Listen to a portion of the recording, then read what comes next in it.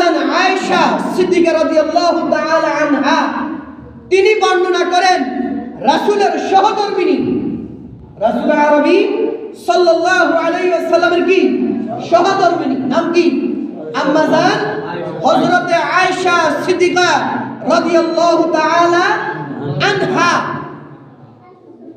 তিনি বর্ণনা করেন যে আমি রাসূলকে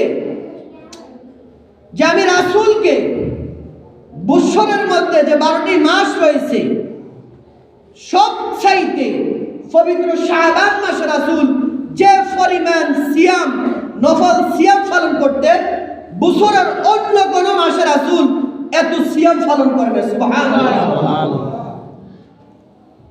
আম্মা জান আয়েশা বলেন নফল সিয়াম রাসূল সাল্লাল্লাহু আলাইহি ওয়াসাল্লাম পবিত্র শাবান মাসে যে পরিমাণ রাখতেন বছরের যে 12টি মাস রয়েছে এই মাসগুলোর মধ্যে অন্য কোন মাসে এত নফল সিয়াম রাসূল পালন করেন না সুবহানাল্লাহ।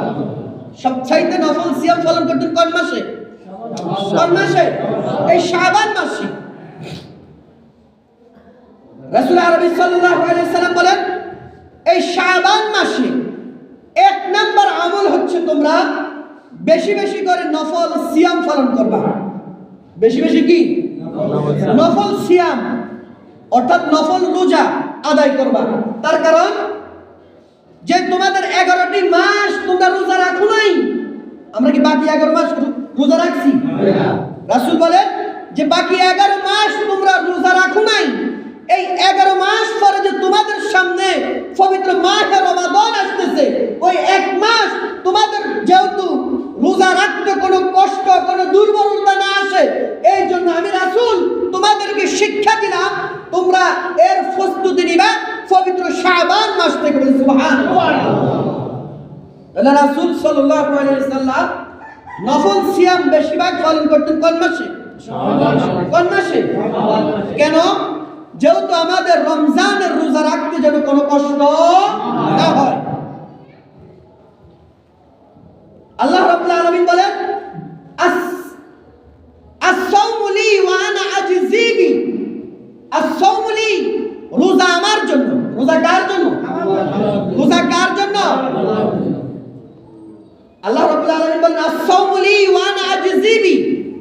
রোজা আমার জন্য এর প্রতিদান আমি আল্লাহ রাব্বুল আলামিন বান্দাকে কিয়ামতের ময়দানে আমি আল্লাহ রাব্বুল আলামিন আমার নিজ হাতে পুরস্কৃত করব। সুবহানাল্লাহ।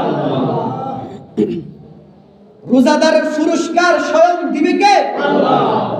আল্লাহ রাব্বুল আলামিন বলেন তোমরা যে অন্যান্য আমল করো ওই আমলের প্রতিদান ফেরেশতাদের হাত দিয়েই আমি আল্লাহ রাব্বুল আলামিন তোমাদের হাতে তুলে দেব। কিন্তু আস-সাওমু লি ওয়া আনা আজজি বি, যখন তুমি সিয়াম পালন করবা, যখন তুমি